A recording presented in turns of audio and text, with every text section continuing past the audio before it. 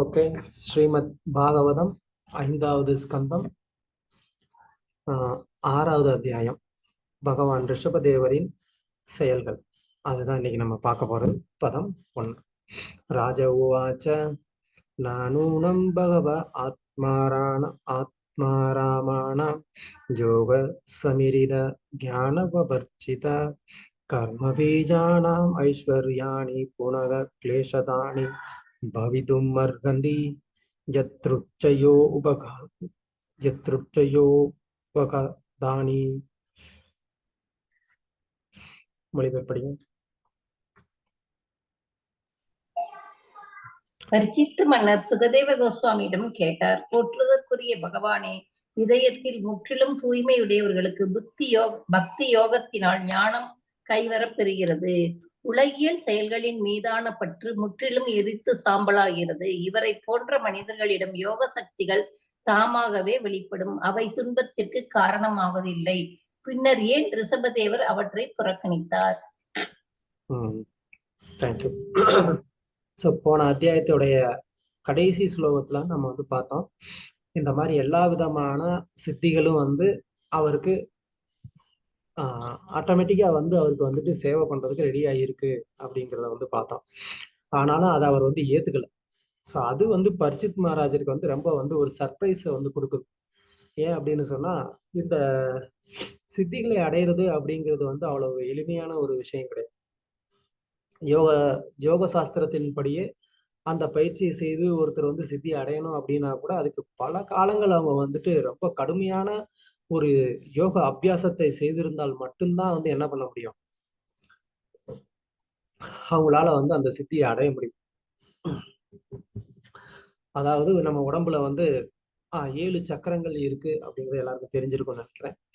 அந்த சக்கரங்களை 1 by 1 அதை activate பண்ணி அந்த 7வது சக்கரத்தை ஒருத்தர் பூர்ணமா அதை செயல்பட வைக்கும் போது, அதாவது சகசிராரம்ங்கிற அந்த சக்கரத்தை செயல்பட வைக்கும் போது ஒருத்தர் கம்ப்ளீட்டா பூர்ணமான அந்த அஷ்டமா சித்திகளையும் அடைவதற்கு வாய்ப்பு இருக்கு. அடையலாம், கண்டிப்பா அடைவார். ஏன்னா அந்த சகசிரார சக்கரம் அப்படிங்கிறது அல்டிமேட்டானது.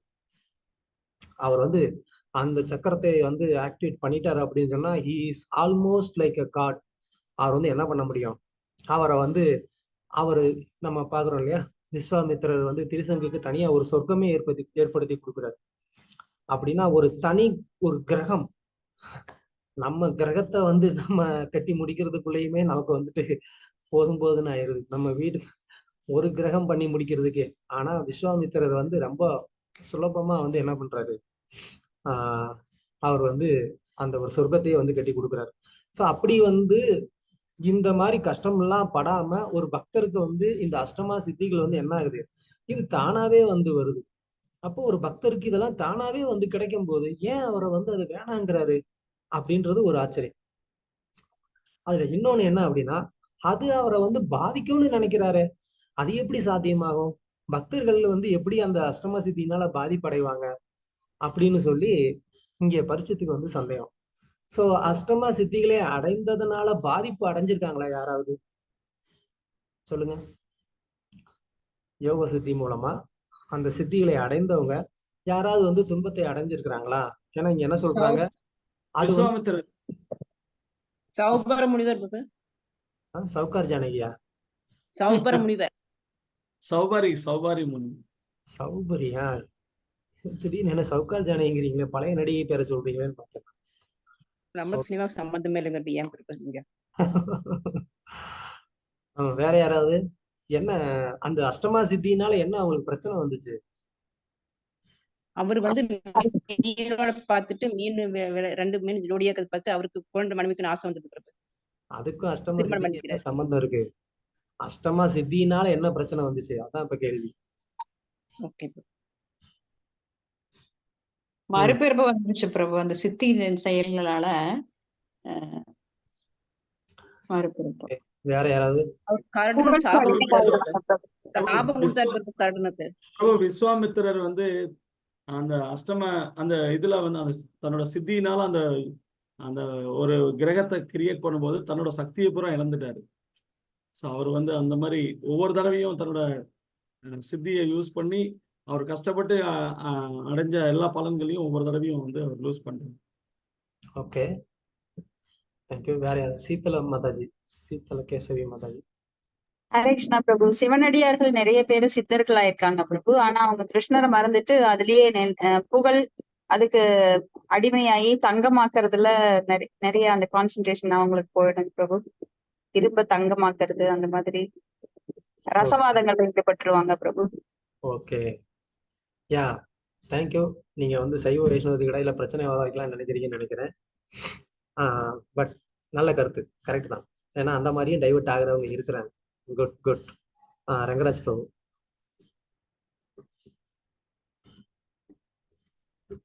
துர்வாச முனிவர் எக்ஸாம்பிளா சொல்லலாம். S, very good. அவர் வந்து எவ்வளவு துன்பத்துக்கு ஆளானாரு. கிரகம் விட்டு கிரகம் பாஞ்சு பாஞ்சு ஓடினாரு.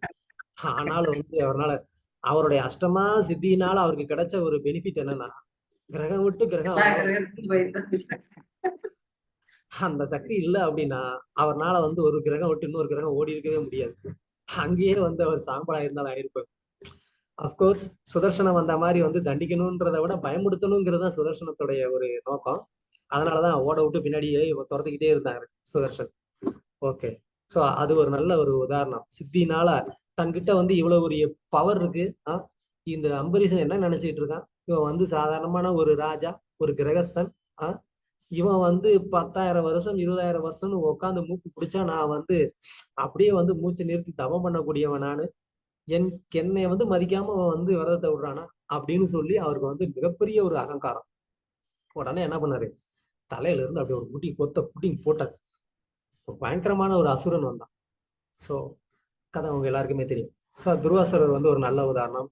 சீத்தல மாதாஜி சொன்ன மாதிரி அது ஒரு நல்ல ஒரு உதாரணம். ஏன்னா அந்த சித்திகள் கிடைக்கும் போது என்ன ஆயிடுவாங்க, அந்த ரசவாதத்துல ஈடுபடுவாங்க. நல்ல பாயிண்ட் சொன்னாங்க. அது வந்து சித்தர்கள் நிறைய அந்த மாதிரியான ஒரு வேலைகள்ல வந்து ஈடுபடுவாங்க.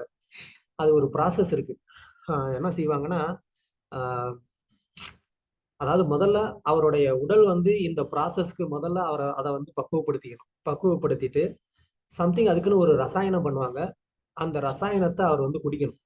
குடிச்சதுக்கு அப்புறமா அவர் என்ன பண்ணோம், ஒரு மெட்டல், இரும்போ இல்லை ஏதோ ஒரு மெட்டல் இருக்கும், அந்த மெட்டல் மேல அவர் வந்து யூரின் பாஸ் பண்ணாருன்னா அது வந்து பட்டு அந்த மெட்டல் வந்து என்ன ஆகும்னா தங்கமா மாறும். இது வந்து சித்தர்கள் வந்து பண்ணியிருக்கிறாங்க. எக்ஸாக்ட் ப்ராசஸ் எனக்கு மறந்துருச்சு. நான் ரொம்ப வருஷத்துக்கு முன்னாடி படிச்சது. இதெல்லாம் ட்ரை பண்ணேன் நானும், நமக்கு அது செட் ஆகல. அதனால கஷ்யப முனிவர் வந்து தேவபதிக்கு வந்து ஆகாயத்துல அரண்மனை கட்டி கொடுத்து அவங்களுக்கு. ஓகே, யா, தேங்க்யூ. ஏனியா, ஸோ இந்த மாதிரி வந்து அஷ்டமா சித்திகள் வந்து அதை வைத்திருக்கிறவர்கள் சில நேரத்துல அதனால வந்து என்ன துன்பத்தை அனுபவிக்கிறாங்க. ஆனா பக்தர்களுக்கு அந்த மாதிரி நடக்கிறது கிடையாதே, ஜென்ரலா நடக்கிறதே இல்லை. அப்புறம் ஏன் அவர் வந்து வேணான்னு சொல்லணும் அப்படிங்கிறது வந்து இங்க பரிசுத்தர் மகாராஜருடைய ஒரு கேள்வி.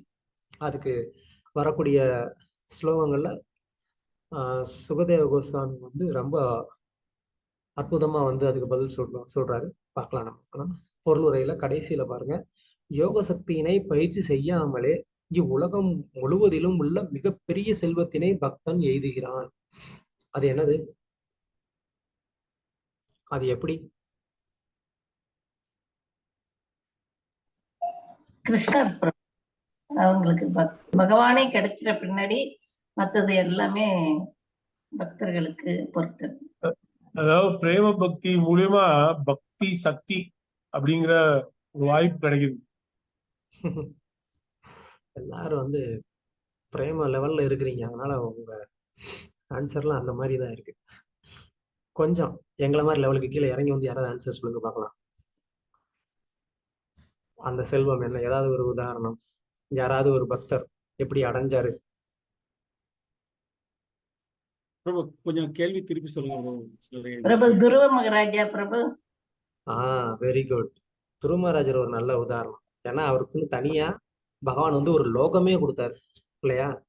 ஸோ துருவ மகாராஜர் நல்ல உதாரணம். அப்புறம் வந்து குசேலர் நல்ல உதாரணம். குசேலர் என்ன பண்ணாரு, அவர்கிட்ட ஒண்ணுமே கிடையாது.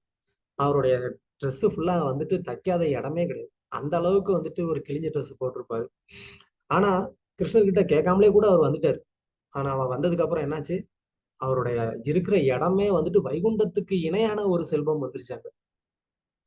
அர்ஜுனனை ஒரு உதாரணம் சொல்லலாம். அதனாலதான் அர்ஜுனனை தனஞ்சயா அப்படின்னு வந்து சொல்றோம். தனஞ்சயனா செல்வத்தை வென்றவன்னு ஒரு அர்த்தம் இருக்கு. ஸோ அது வந்து ஒரு முறை கிருஷ்ணரே வந்து இமயமலையினுடைய ஒரு பகுதியில இந்த மாதிரி ஒரு காலத்துல ராஜா யஜ்யம் பண்ணிட்டு அவர் வந்து என்ன பண்ணிட்டாரு, அதெல்லாம் அங்கேயே அப்படியே வந்து எல்லாத்தையும் போட்டு அப்படியே அவங்க வந்து போயிட்டாங்க. யஜ்யம் பண்ணிட்டு இருக்கிற மாதிரியே வந்து எல்லாரும் டீமா கிளம்பி வைகுண்டம் போயிட்டாங்க. ஸோ அது எல்லாம் அங்க கடந்தது. அதெல்லாம் போய் அர்ஜுனன் வந்து செல்வத்தை கொண்டு வந்தாரு. அந்த மாதிரி பக்தர்கள் வந்து மகாராஜா. ஓகே, அந்த மாதிரி பக்தர்கள் வந்து அவங்களுக்கு கண்டிப்பா வந்து ஒரு தேவை அப்படின்னு சொன்னா பகவான் வந்து என்ன பண்ணுவாரு, அந்த பக்தருக்கு உலகத்துல இருக்கக்கூடிய எல்லா செல்வத்தையுமே வந்து கொடுப்பாரு. அதேதான் அந்த பக்தனை வந்து தன் வசப்படுத்தணும் அப்படின்னு சொன்னா அவன்கிட்ட இருக்கிற எல்லா செல்வத்தையுமே எடுக்க கூட செய்வார். ஸோ பயப்படக்கூடாது நம்ம எந்த கேட்டகரியில வரப்போறோமோ அப்படின்னு சொல்லி. நமக்கு எதுவா இருந்தாலும் பகவான் அதை பார்த்துட்டு தான் இருக்கிறாரு. அவருக்கு தெரியும் இவங்களுக்கு வந்துட்டு கொடுக்கலாமா எடுக்கலாமா அப்படின்னு சொல்லிட்டு. கொடுக்குற நேரம் கொடுப்பாரு, எடுக்கிற நேரம் எடுக்கவும் செய்வாரு. நம்ம ரெண்டுக்குமே ரெடியா வந்துட்டு கை தூக்கிட்டு நின்றணும். சரண்டர் யுவர் ஆனர் அப்படின்னு சொல்லிட்டு நின்னுட்டோம் அப்படின்னு அப்போ அவர் பார்த்துக்குவார். பட் எதுவுமே வந்து கடைசியில நன்மையில தான் அது முடியும். அதுல வந்து ஒரு துளி சந்தேகமும் வந்து பட தேவையில்லை. பதம் 2. ரிஷிரோவாச்ச சத்யம் முக்தம் கிந்த்வா இக வா ஏகே ந மனசோ அத்தா விஸ்ரம்பம் அனவஸ்தானஸ்ய சடக்ரதா இவ சங்கஞ்சந்தே. படி. மொழிபெயர்ப்பு. ஸ்ரீ சுகதேவ கோஸ்வாமி கூறினார், அன்பிற்குரிய மன்னனே, நீ மிகச் சரியாகவே சொன்னார். தந்திரமிக்க ஒரு வேடன் தான் பிடித்த விலங்குகளிடம் நம்பிக்கை வைப்பதில்லை, ஏனெனில் அவை தப்பி ஓடிவிடக்கூடும். அதுபோல் ஆன்மீக வாழ்க்கையில் வளர்ச்சி பெற்றவர்கள் மனதின் மீது நம்பிக்கை வைப்பதில்லை. உண்மையில் அவர்கள் எப்பொழுதும் மிக்க கண்காணிப்புடன் இருந்து மனதின் போக்கினை கவனிக்கின்றனர். ஹரே கிருஷ்ணா. ஹரே கிருஷ்ணா. தேங்க்யூ.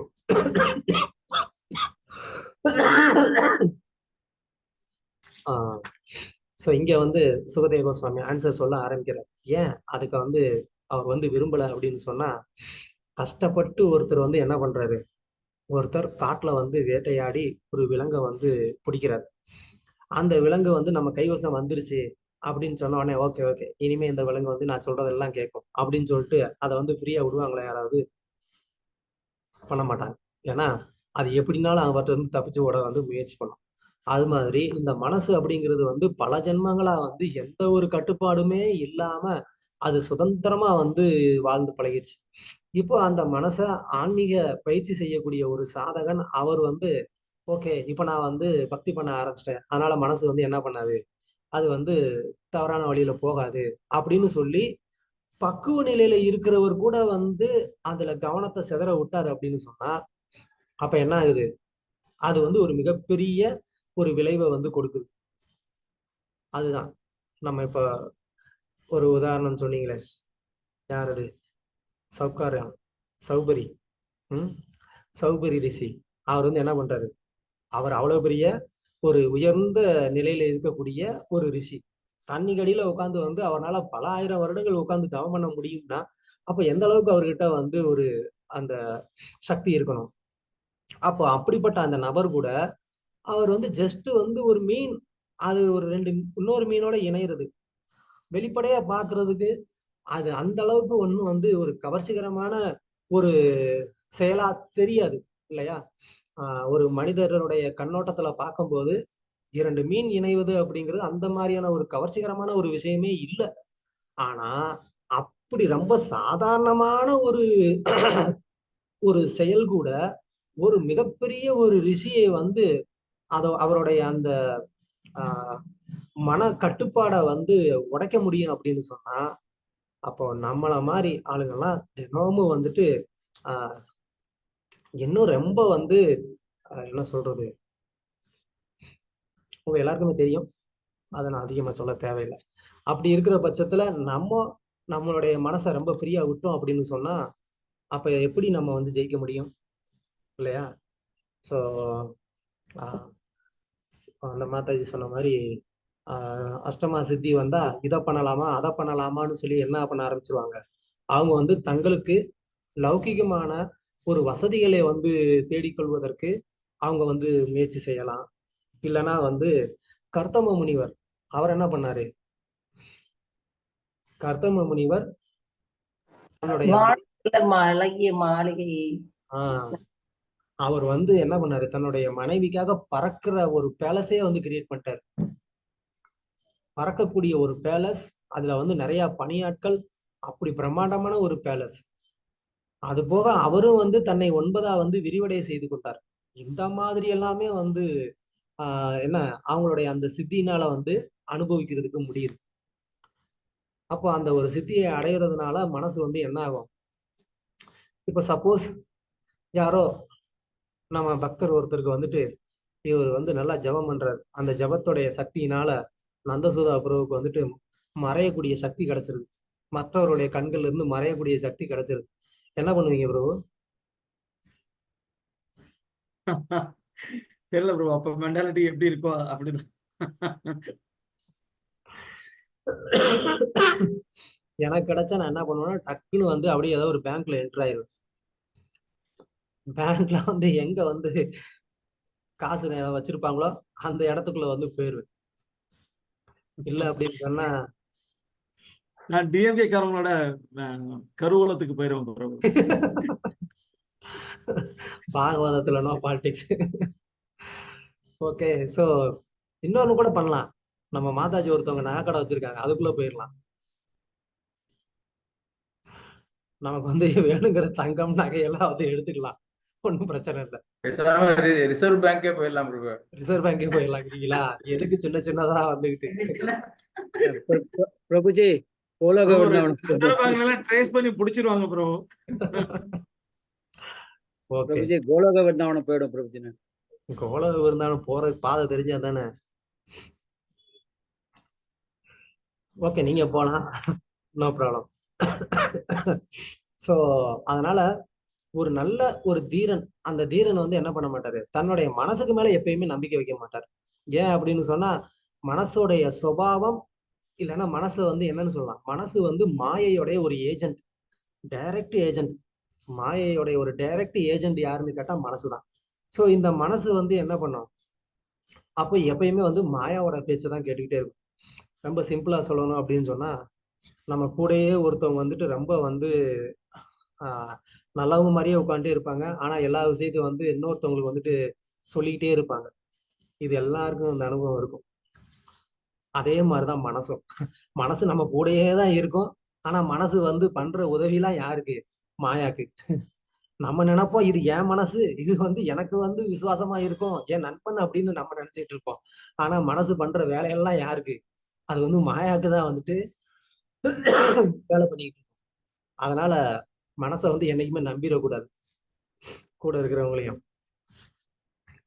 ஸோ பொருளுரையில பிரபுபாதர் வந்து யஜ்ஞதான தப கர்ம ந தியாஜம் காவியம் ஏவத் இந்த ஸ்லோகத்தை வந்து சொல்றாரு. இதுக்கான காரணம் என்ன? யாராவது சொல்லுங்க. இந்த பொருளுரையோடைய நோக்கம் என்ன? பிரபுபாதர் இதை ஏன் சொல்ல விரும்புறாரு? முன்னாடி வந்து இந்த ப்ராசஸ விடக்கூடாது, கைவிட்டணும்னு ஒரு இடத்துல முன்னாடி சொல்லியிருக்காரு பிரபு. எந்த process? Yoga process. Yoga process. Okay, should not be attached to the process னு முன்னாடி பேசியிருக்காரு. Okay, good. Yeah, Chaitanya Prabhu. எவ்வளவுதான் முன்னேற்றம் அடைந்தாலும் சாதனை பக்தி இந்த சாதனா செய்வதை வந்து கைவிட்டு விடக்கூடாதுன்னு சொல்லியிருக்கிறார். Yes, very good. Soumya Mataji. Hare Krishna Prabhuji. புலனடக்கம் செய்யறதுக்காகவும் மனசை கட்டுப்படுத்துக்காகவும் நாம கண்டிப்பா வந்து இந்த ஓகே, விஸ்வேஸ்வரி மாதாஜி. ஹரே கிருஷ்ணா பிரபு. எந்த ஒரு பகவத்கீதையிலையும் சொல்லப்பட்டிருக்கு, இங்கேயும் அதே சொல்றாரு, தானம் தவம். இத வந்து ஒருத்தங்க வந்து நம்ம எந்த நிலையில இருந்தாலும் அதை துறக்க கூடாது, அதை வந்து செய்யணும் அப்படிங்கறத சொல்றாரு. 18வது அத்தியாயத்துல பகவத்கீதையிலையும் இதே சொல்றாரு. Thank you, thank you. ஸோ அடுத்து பிரபுபாதரும் வந்து பொருளுரையில அதே தான் சொல்றாரு. உலகினை துறந்து துறவு நெறியினை மேற்கொண்டவன் கூட ஹரே கிருஷ்ணா மகா மந்திரத்தை நிறுத்தாது ஓதுதல் வேண்டும். துறவு என்பது ஒருவன் சங்கீர்த்தன யஜ்ஞத்தை துறக்க வேண்டும் என்று பொருள் அல்ல. ஸோ அந்த ப்ராசஸ் அப்படிங்கிறத ஒருத்தர் வந்து கடைசி எண்டு வரைக்கும் என்ன பண்ணணும், அவர் வந்து கடைபிடிச்சே ஆகணும். அப்பனாதான் கடைசி வரைக்கும் அவருடைய மனமானது லௌகிகமான விஷயத்துல எங்கேயுமே வந்து அது வந்து அதன் மேல அட்டாச்மெண்ட் ஆகாம இருக்கும். அதுக்கு நமக்கு பெஸ்ட் உதாரணம் யாரு? ஹரிதாஸ் தாகூர்.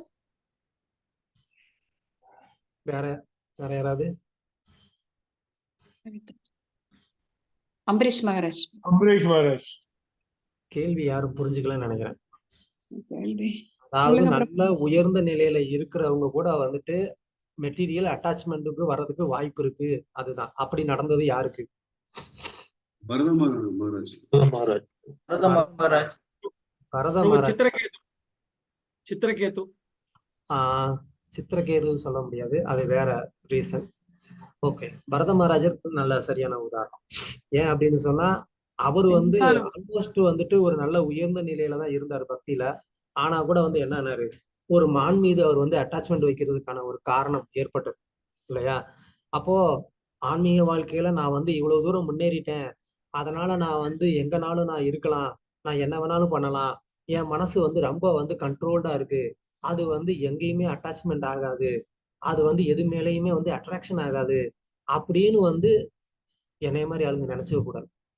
எப்போதுமே வந்துட்டு அந்த ஒரு ரெஸ்ட்ரிக்ஷனை வந்துட்டு ஸ்ட்ரிக்டா வந்து ஃபாலோ பண்ணோம் அப்படின்னு சொன்னா மட்டும்தான், அந்த சாதனாவை சீரியஸா நம்ம கடைபிடிச்சா மட்டும்தான் நம்மளால என்ன பண்ண முடியும், அந்த அட்டாச்மெண்ட்ல எங்கேயுமே நம்ம மாட்டிக்காம நம்மளால வந்து கடைசி வரைக்கும் நம்ம அந்த வெற்றியை அடைய முடியும் இறுதியில. இல்லை அப்படின்னு சொன்னா இந்த மாதிரி எங்கேயாவது நம்ம வந்து என்ன ஆயிடுவோம், டைவர்ட் ஆயிரும். அதுதான் இங்க சொல்றாங்க. ஓகே, 13.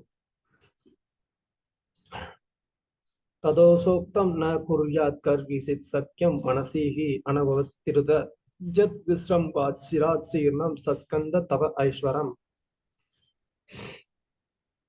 ஹரே கிருஷ்ணா பிரபு. கற்றறிந்த அறிஞர்கள் அனைவரும் தங்கள் கருத்துக்களை வெளிப்படுத்தியிருக்கின்றனர். மனமானது இயற்கையிலேயே மிகவும் அமைதியற்றதாகும்.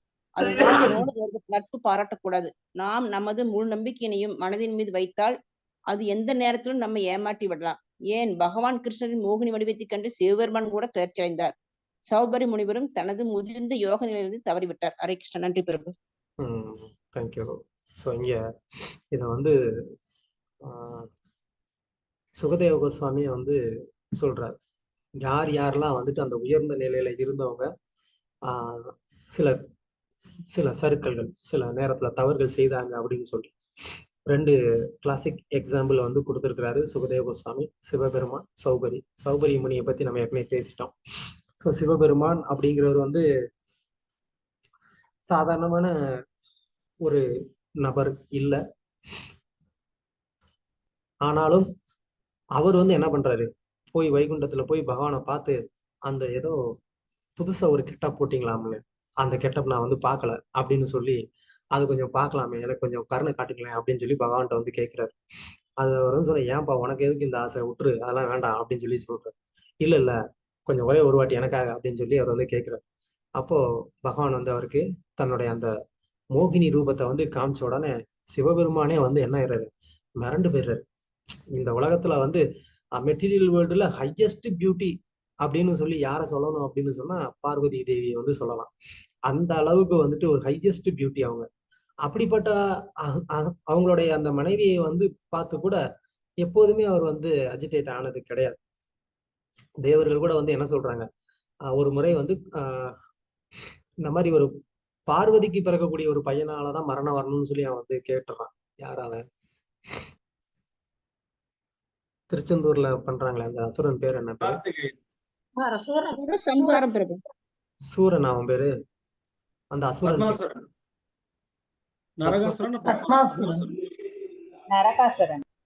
நரகாசுரன் கிடையாது, நரகாசுரன் கிருஷ்ணர் தான் சொல்றாரு.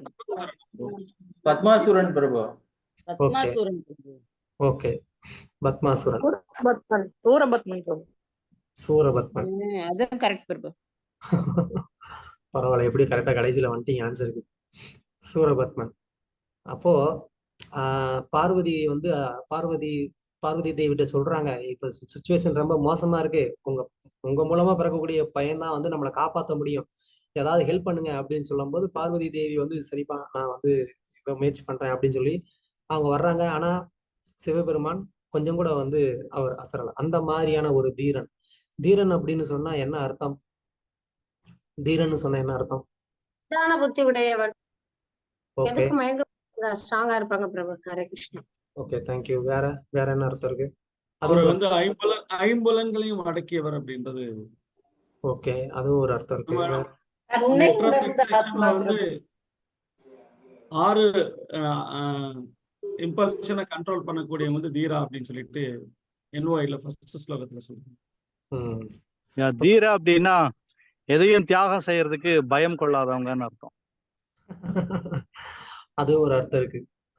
நீங்க இந்த தீராங்கிற வார்த்தைக்கு வந்து பாத்தீங்கன்னா பிரபுபாதர் பல இடங்கள்ல ரொம்ப ஒரு டிஃப்ரெண்ட் மீனிங் வந்து கொடுத்துருப்பாங்க. பட் எல்லாமே வந்து ரொம்ப சூட்டபிள் ஆனது, ஃபேண்டாஸ்டிக்கான ஒரு மீனிங். பாகவதத்துல வந்து I think first canto 12th chapter or 13th chapter அதுல வந்துட்டு பிரபுபாதர் 2-3 இடங்கள்ல தீரன்கிற அந்த வார்த்தையை வந்து பயன்படுத்துவாரு. அதாவது ஸ்லோகத்துல இருக்கும். அதுக்கு பிரபுபாதர் கொடுக்கக்கூடிய அந்த விளக்கமும் அங்க ரொம்ப நல்லா அருமையா இருக்கும். அதுல இப்போ மாதவானந்த பிரபு சொன்ன மாதிரி வந்து தீரன் அப்படின்னு சொன்னா அவர் வந்து அந்த ஒரு மெட்டீரியலான ஒரு என்ஜாய்மெண்ட்டை துச்சமா நினைப்பாரு. அது துச்சமா அதை வந்து தியாகம் பண்றதுனா கூட வந்து அது வந்து ஒரு விருப்பம் இருக்கு. ஆனா வந்து என்னுடைய நிலைமைக்கு இது வந்து சரியில்லை அப்படின்னு சொல்லி அதை வந்து கண்ட்ரோல் பண்றதுங்கிறது வேற. ஆனா அதை வந்து ஒரு பொருட்டாவே நினைக்கல அப்படிங்கிறது இன்னும் அதை விட ஒரு உயர்ந்த நிலை.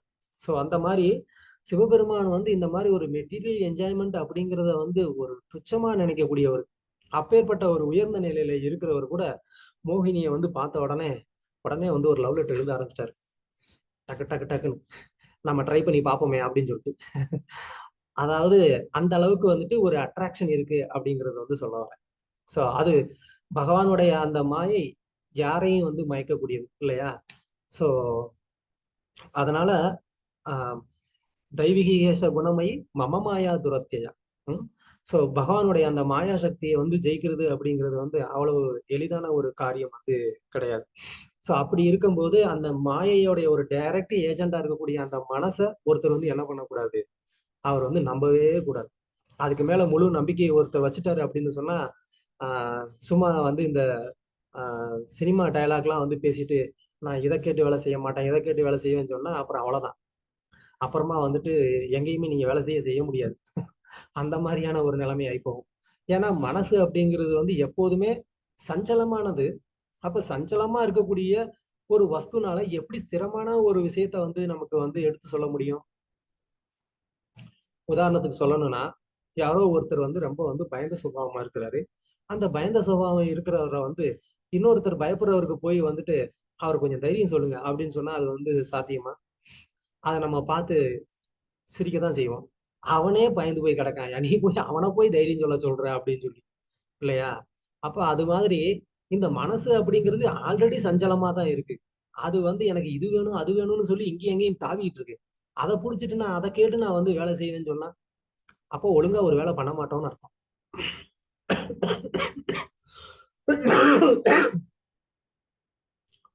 ஸோ அதனால அந்த மனசை ஒருத்தர் வந்து முழுமையா நம்பாம அதை வந்து நம்மளுடைய அந்த சாதனா மூலமா வந்து என்ன பண்ண தெரிஞ்சிருக்கணும், ஒருத்தர் வந்து அதை முழுமையா வந்து கட்டுப்படுத்த தெரிஞ்சிருக்கணும். அப்பனாதான் அவரால் வந்து அந்த மனசை நண்பனாகவும் ஆக்க முடியும். அதுக்காக அந்த மனசை முழுவதுமா நம்ம வந்து ஒரு விரோதியாவே பார்க்கணும் அப்படின்ற ஒரு அர்த்தம் இல்லை. நம்ம நண்பனாகவும் ஆக்க முடியும். ஆனா அதுக்கு சரியான ஒரு வழிகாட்டுதல், ஒரு சாதனா அவசியம். அப்பதான் அதை வந்து பண்ண முடியும்.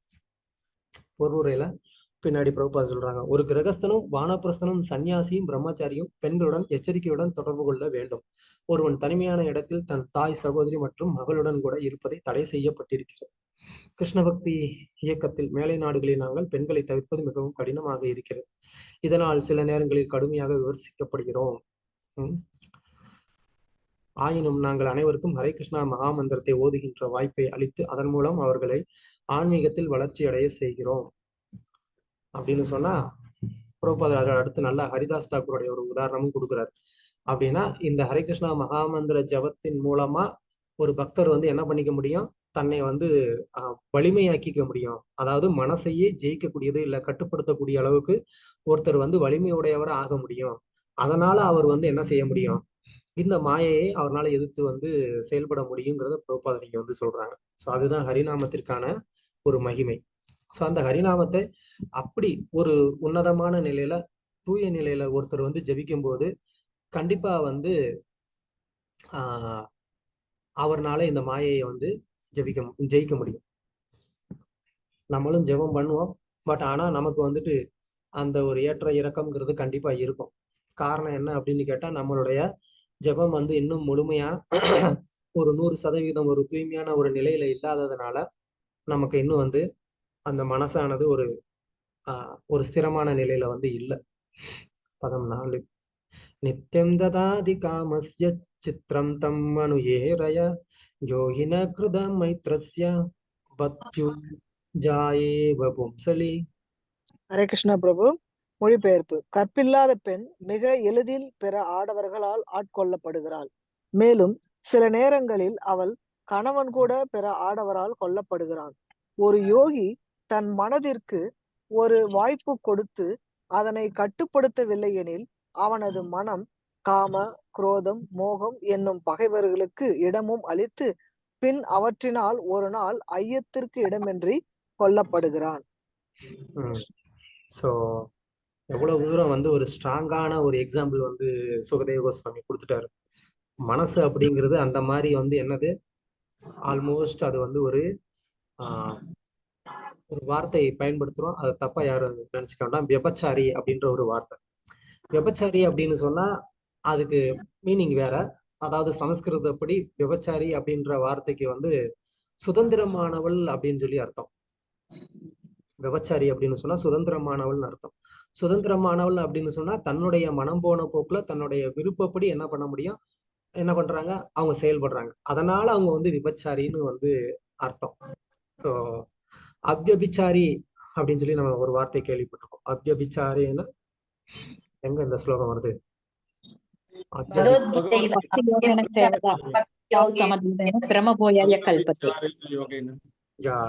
அங்க அவ்யபிச்சாரேன அப்படின்றதுக்கு என்ன அர்த்தம்? கலப்படமற்ற அப்படின்ற ஒரு சோ அப்படின்னா அந்த மனசு வந்து ஒரு தனிப்பட்ட முறையில சுதந்திரமா வந்து அது செயல்படாம இருக்கு அப்படின்னு அர்த்தம்.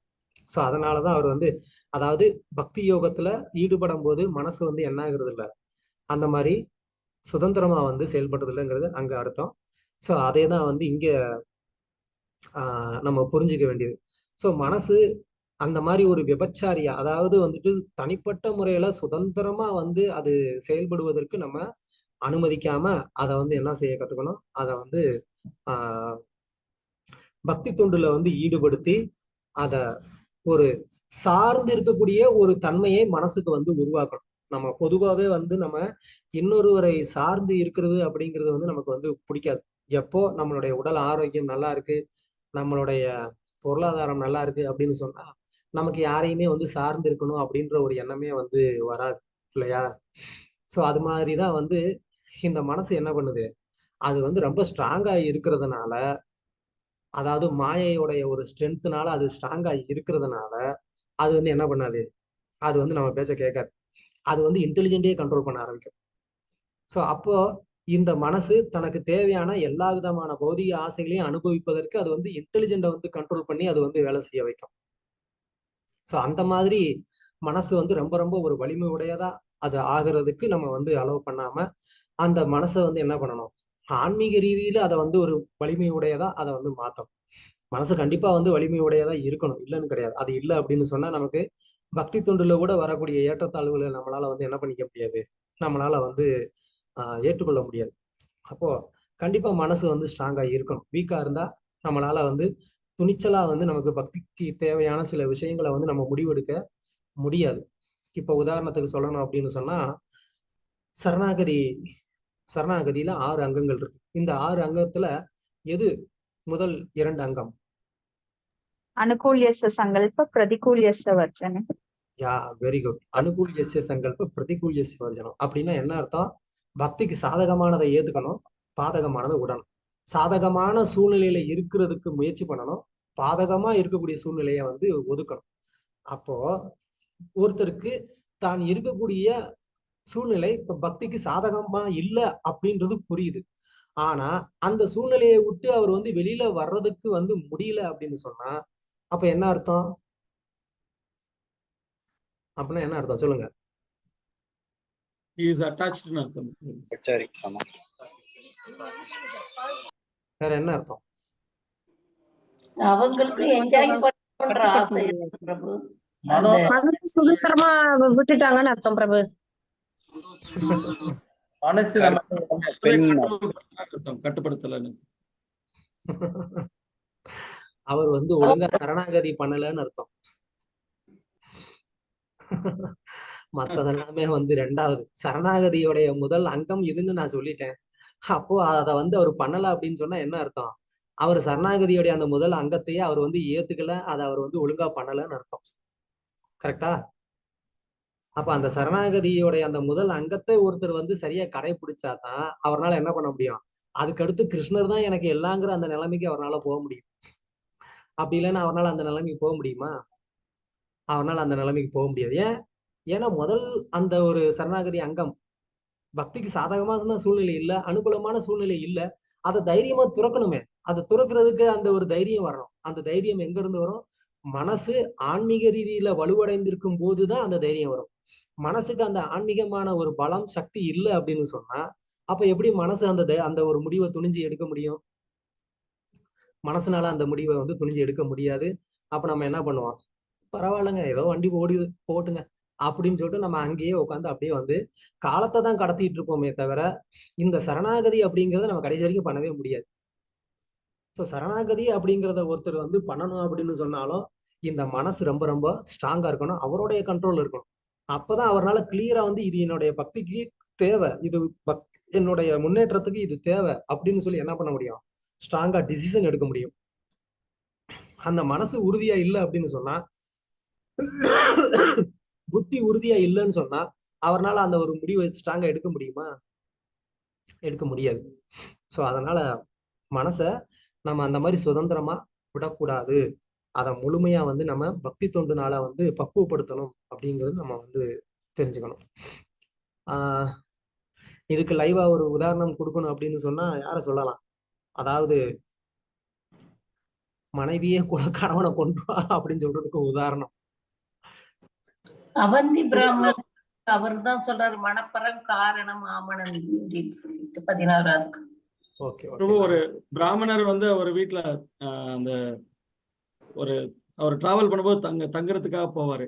பட் அவங்க ஒய்ஃப் வந்து அவரோட இச்சையை ஃபுல்ஃபில் பண்ணணும்னு கேட்கும்போது அவர் மறுப்பாரு. பட் ஆனா போய் அவங்க வந்து ஹஸ்பண்டை கொண்டுட்டு அந்த பிராமணன் மேல பழிய போட்டுருவாங்க. பிராமணனோட கையை வெட்டிடுவாங்க. அது மாதிரி நிறைய சான்றுகள் இருக்கலாம். கலியுக பாகவதத்திலையும் நிறைய இருக்கும். ஓகே, இச்சான்று இங்கு ஏன் கொடுக்கப்பட்டிருக்கிறது எனில் பௌதிக நிலையிலிருந்து விடுதலை பெற விரும்பும் ஒரு யோகி தனது மனதினை எப்போதும் கட்டுப்பாட்டில் வைத்திருக்க வேண்டும் என்பதற்காக தான். சில பக்தி சித்தாந்த சரஸ்வதி, நாம் காலை எழுந்தவுடன் நமது மனதினை நமது காலணியினால் 100 தடவை அடிக்க வேண்டும். அதுபோல் படுப்பதற்கு முன்னும் நமது மனதினை துடப்பத்தினால் 100 முறை அடிக்க வேண்டும் என்றும் அடிக்கடி கூறுவார். அடிக்கடி அடிக்கணும்னு சொல்லியிருக்கிறார். இதன் மூலம் ஒருவனின் மனது கட்டுப்பாட்டின் கீழ் இருக்கும். கட்டுப்பாடு இல்லாத மனமும் கற்பில்லாத பெண்ணும் ஒன்றுதான். கற்பில்லாத மனைவி தன் கணவனை எந்த நேரத்திலும் கொன்று விடுவார். அதுபோல் கட்டுப்பாடு இல்லாத மனமும் யோகியை கொன்றுவிடும். யோகி மனதினால் கட்டுப்படுத்தப்படும் பொழுது அவன் பௌதிக நிலையில் தவறி விடுகிறான். எவ்வாறு ஒரு கணவன் தன் கற்பில்லாத மனைவியிடம் எச்சரிக்கையாக இருக்க வேண்டுமோ அதுபோல் ஒருவன் தன் மனதிடமும் மிக்க எச்சரிக்கையுடன் இருக்க வேண்டும். ஓகே, பதம் 5. காமோ மன்யூர் லோப சோகமோக பயாதய கர்மபந்தஸ்ய ஜன்மூல சுவிகூர்யாத் கோனு புதஹ. ஹரே கிருஷ்ணா பிரபு. காம குரோத மோக சோக மதம் ஆச்சரிய பயம் அனைத்துக்கும் ஆதாரமாக இருப்பது மனமே ஆகும். இவை அனைத்தும் சேர்ந்தே ஒருவனது செயல்களோடு அவனை கட்டுப்படுத்துகிறது. எனவே ஆழ்ந்த கற்றறிந்த எவன் இந்த மனதின் மீது நம்பிக்கை வைப்பான், மனம் போன போக்கெல்லாம் போக மாட்டான் அல்லவா? தேங்க்யூ பிரபு. ஹரே கிருஷ்ணா. இந்த சோக மோக பயங்கிறது வேற எந்த ஸ்லோகத்துல படிச்சிருக்கீங்க? यस्यां श्रूयमाणवयां कृष्ण परमपुरुषे பக்தி உற்பத்தியதே பும்சா சோக மோகா பயா பககா 1.7.7 பிரபுஜி. ஹரே கிருஷ்ணா, நன்றி. தேங்க்யூ. ஸோ அதுதான் அங்க என்ன சொல்லப்பட்டிருக்கு அப்படின்னு சொன்னா, பக்தி உற்பத்தியதே பும்ச. பும்சனா ஜீவராசிகள். இந்த ஜீவராசிகளுடைய ஹிருதயத்துல பக்தி உற்பத்தியதே. உற்பத்தி அப்படின்னு சொன்னா அது வந்து பெரிய ஆலமரமா இருக்குன்னு அர்த்தம் கிடையாது, அப்பதான் முளைக்குதுன்னு அர்த்தம். சோ உற்பத்தி யாருடைய ஹிருதயத்துல இந்த பக்தி வந்து முளைச்சிருச்சோ அவங்களுக்கு என்ன பெனிஃபிட், அதாவது கிருஷ்ணருக்கு மீதான அந்த பக்தி வந்துருச்சு அப்படின்னு சொன்னா அவங்களுக்கு என்ன பெனிஃபிட் கிடைக்கும், அதுதான் அந்த ஸ்லோகம் வந்து சொல்லுது. சோக மோக பயாபக அப்படின்னா இந்த மூணுல இருந்து அவங்க வந்துட்டு விடுபட்டுருவாங்க அப்படின்னு அங்க அந்த ஸ்லோகம் வந்து சொல்லுது. ஓகே, அந்த சோக மோக பயம் அதுல இருந்து விடுபட்டுருவாங்க பக்தி பண்ணா. ஓகே, அந்த மூணுக்கும் அடிப்படை காரணமா இருக்கிறது என்ன அப்படிங்கிறது தான் இங்க வந்து சொல்றாங்க. அந்த மூணுக்கும் அடிப்படை காரணமா இருக்கிறது என்ன, மனசு. அந்த மனசுல இருந்துதான் இந்த மூணுமே பிறக்குது. அப்போ இந்த மனசை வந்து நம்ம வந்து தூய்மைப்படுத்துறது தான் நம்மளுடைய ஆன்மீக பயிற்சியினுடைய முக்கியமான ஒரு பணியே.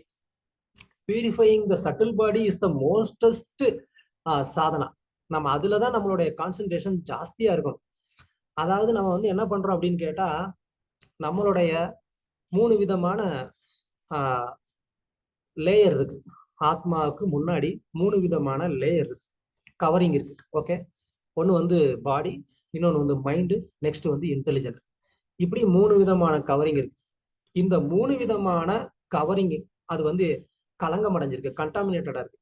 இந்த 3ஐயுமே ஒருத்தர் வந்து என்ன பண்ணணும், எவ்ரிடே அதை வந்து பியூரிஃபை பண்ணணும். எவ்ரிடே அவர் அதை வந்து பியூரிஃபை பண்ண தவறினார்னா அப்ப எந்த ஒரு ஸ்கிரீனை அவர் வந்து கிளீன் பண்ண மறந்தாரோ அப்ப என்ன ஆகும், அங்க அதோடைய வேலை ஜாஸ்தி ஆகும். அதாவது ஆத்மா முன்னாடி இப்படி 3 ஸ்கிரீன் இருக்கு. நம்ம என்ன பண்றோம், மேக்சிமம் எல்லாருமே வந்துட்டு இந்த பாடிங்கிற இந்த ஒரு கவரிங்கை வந்துட்டு பியூரிஃபை பண்ற மாதிரி சர்வீஸ்ல நம்ம வந்து இருப்போம். ஏதோ ஒரு சர்வீஸ் நம்ம வீட்டுல பண்ணாலும் சரி, கோவில்ல பண்ணாலும் சரி, பகவானுக்கு ஒரு சேவை அப்படிங்கிறது நம்ம இந்த பாடியை யூஸ் பண்றோம். அப்போ இந்த பாடி வந்து எவ்ரிடே அது வந்து என்ன ஆகுது, கொஞ்சம் பியூரிஃபை ஆகுது. ஆனா இந்த பாடிக்கு அடுத்து வந்து மைண்டுன்னு ஒண்ணு இருக்கு. இந்த மைண்டை நம்ம வந்து பியூரிஃபை பண்றதுக்கு என்ன பண்றோம், இந்த மைண்டுக்கு அடுத்து இன்டெலிஜென்ட்னு ஒண்ணு இருக்கு. அந்த இன்டெலிஜென்ட்டை பியூரிஃபை பண்றதுக்கு நம்ம என்ன பண்றோம், இந்த 3ஐயுமே நம்ம தினமும் பண்றோமா சொல்லுங்க. 3ஐயுமே நம்மளுடைய தினசரி சாதனால நம்ம வந்து பண்றோமா சொல்லுங்க. எஸ் பிரபு. அப்படின்னா நீங்க ஜெபம் மூலமா பண்றோம் பிரபு. இது 3ஐயுமே மனம், புத்தி,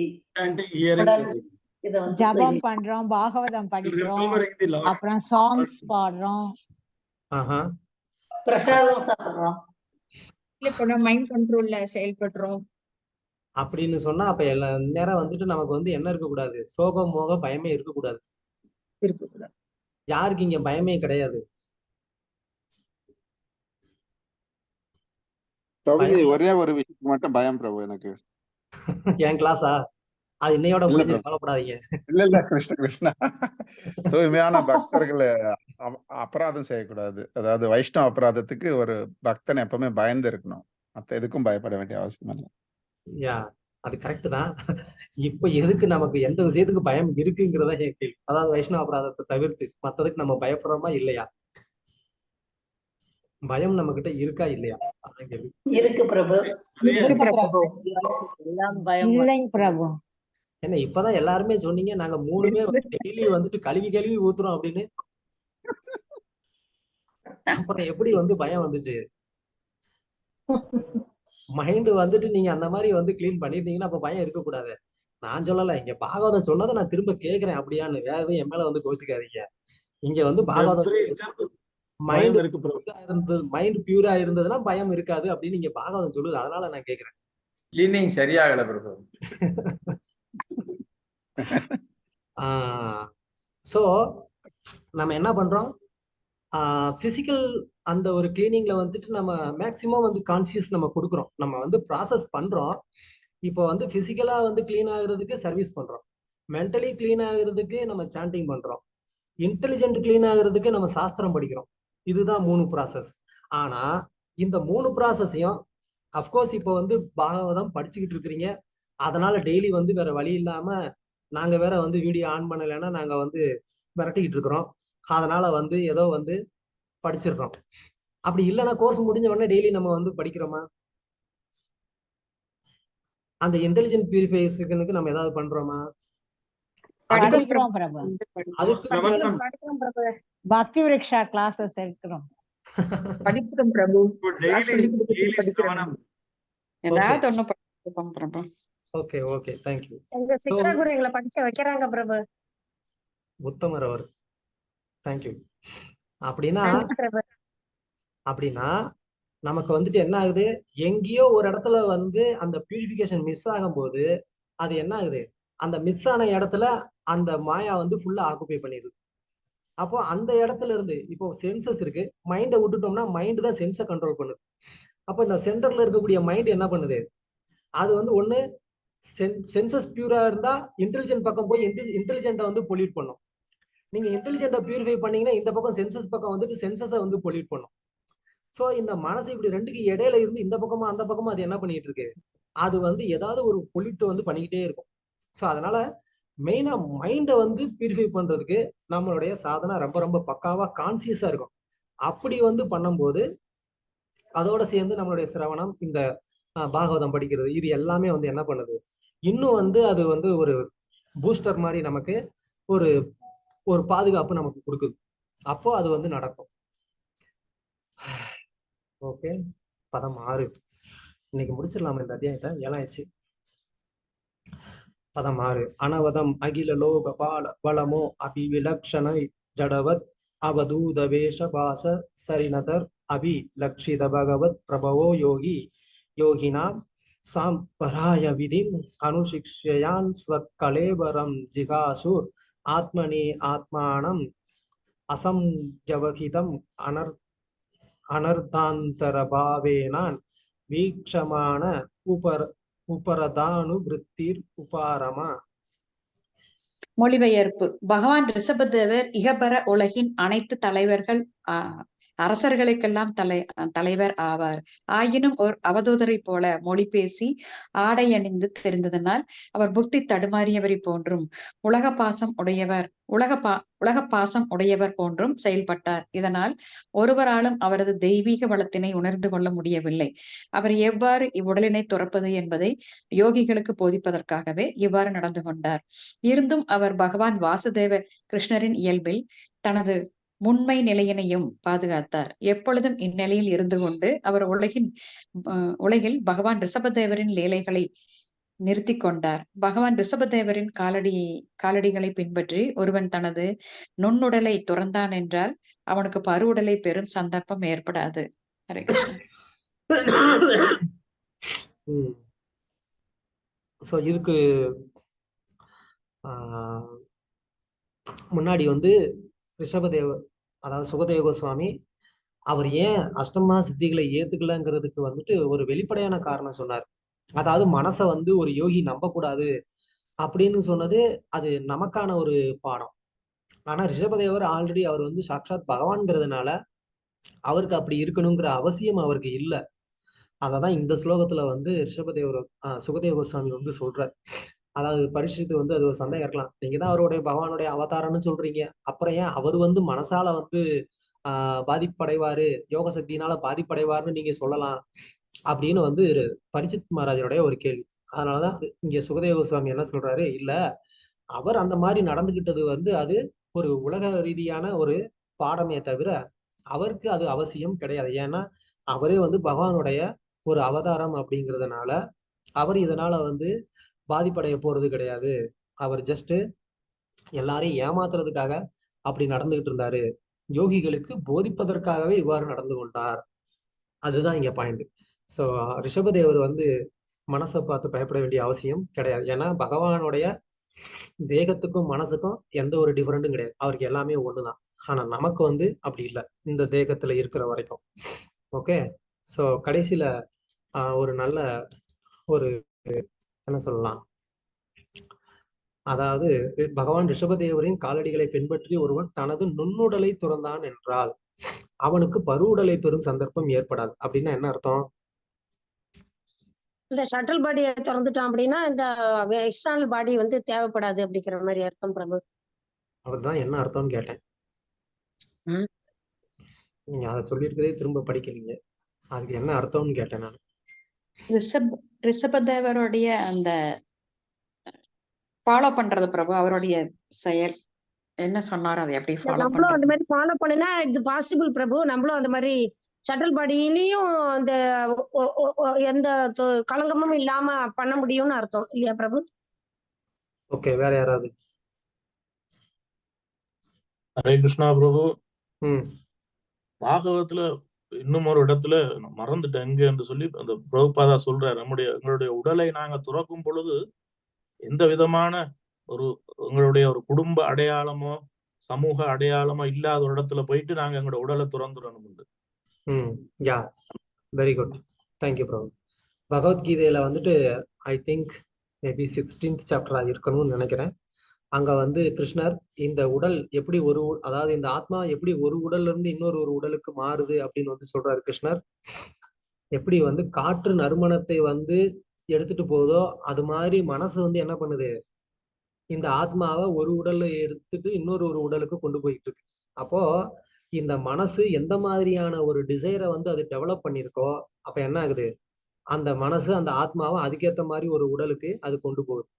ஸோ அதனால இங்க ரிஷபதேவர் சொல்லி இருக்கக்கூடிய இந்த ஒரு ப்ராசஸ ஒருத்தன் வந்து கடைபிடிக்கும் போது அப்ப அவன் வந்து என்ன ஆகுறது கிடையாது, அவனுடைய மனசுல பகவானை தவிர்த்து வேற ஒரு சிந்தனையும் இருக்க போறது இல்லை.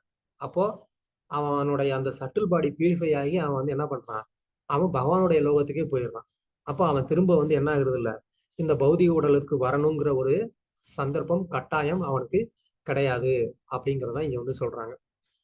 ஸோ அதனால அகைன் அந்த ஒரு சட்டில் பாடி பியூரிஃபிகேஷன் அப்படிங்கிறது வந்து ரொம்ப ரொம்ப முக்கியமான ஒரு வேலை. பிரபுஜி ஹரே கிருஷ்ணா. அது 15வது அத்தியாயத்துல ஆமா, சரீரம் வித்யாப்னோதி யச்சாபுத்காமதீஸ்வரஹ கிரஹித் வைத்தானி சம்யாதி வாயூர் கந்தா நிவாசயாத். வாயூர் கந்தா நிவாசயாத், எப்படி காற்று நறுமணத்தை தாங்கி செல்கிறதோ அது போல மனமும் மனதின் இம்ப்ரெஷன்ஸ் எல்லாம் கேரி ஃபார்வர்ட் சொல்றது. Yes bro, yes bro, thank you thank you. நமக்கு வந்து ஒரு கூகுள் இருக்கிறாரு, சந்தான கிருஷ்ணன் பிரபு, அவர் ஒரு கூகுள் நமக்கு எது சொன்னாலும் வந்து டக்குன்னு வந்து போட்டுருவாரு. 15வது அத்தியாயம் 8வது ஸ்லோகம். Sorry, okay. ஸோ பிரபுபாதர் பொருளுரையில வந்து ரிஷபதேவருடைய தேகம் வந்து பௌதிகமானது இல்லை அப்படிங்கிறது தான் வந்து எக்ஸ்பிளைன் பண்றாங்க. அது நம்ம நிறைய டிஸ்கஸ் பண்ணியிருக்கோம். ஓகே, பதம் 7.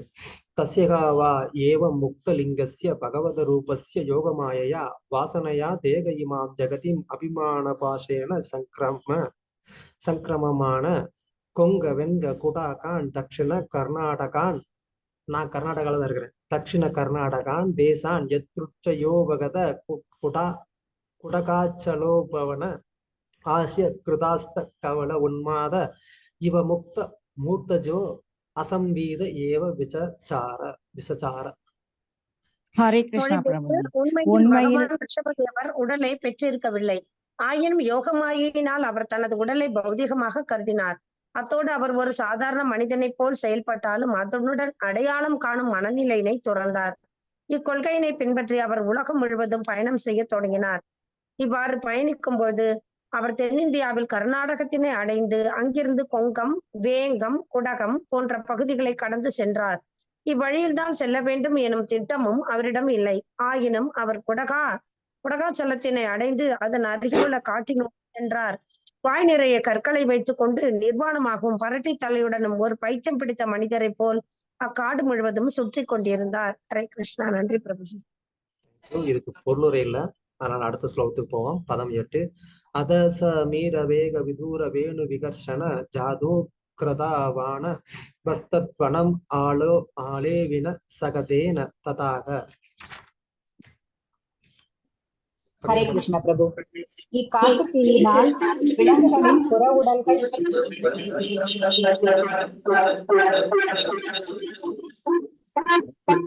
ஒரு மைக்க நிறுத்திட்டீங்கன்னா நல்லா இருக்கும் பிரபு.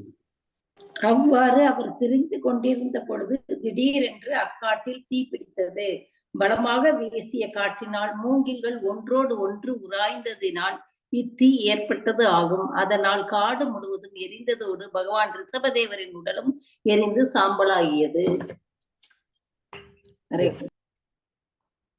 ஒரு யோகி எப்படி உடலை விடுவாங்க அப்படிங்கிறதுக்கு நமக்கு ரீசெண்டா இல்ல முதல் காண்டத்துல நீங்க திருதராஷ்டருடைய ஒரு உதாரணத்தை பார்க்கலாம். அது மாதிரி பல பேர் அந்த யோக சக்தினால எப்படி உடலை விடுவாங்க அப்படின்னு.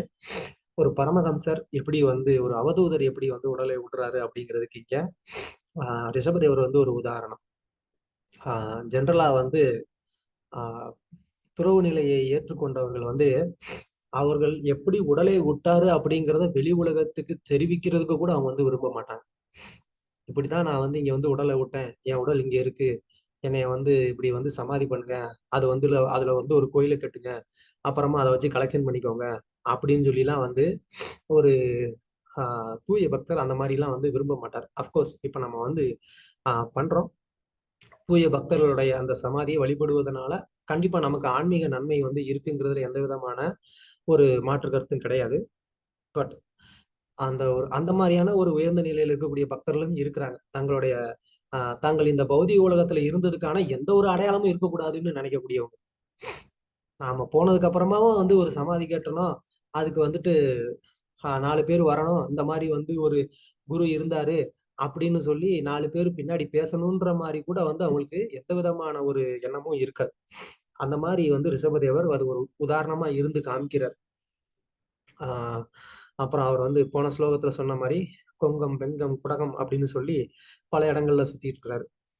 குடகம்ங்கிறது உங்களுக்கு எல்லாம் தெரிஞ்சிருக்கும். காவிரி உற்பத்தி ஹரே கிருஷ்ணா. குடகுலதான் இருக்கிறீங்களா? Very good. ஸோ அங்கதான் காவிரி உற்பத்தி ஆகக்கூடிய ஒரு இடம். அந்த மலைப்பகுதிகளில் தான் அவர் சுத்திட்டு வந்திருக்கிறாரு அப்படின்னு சொல்லி இங்க சொல்லப்பட்டிருக்கு. ஓகே,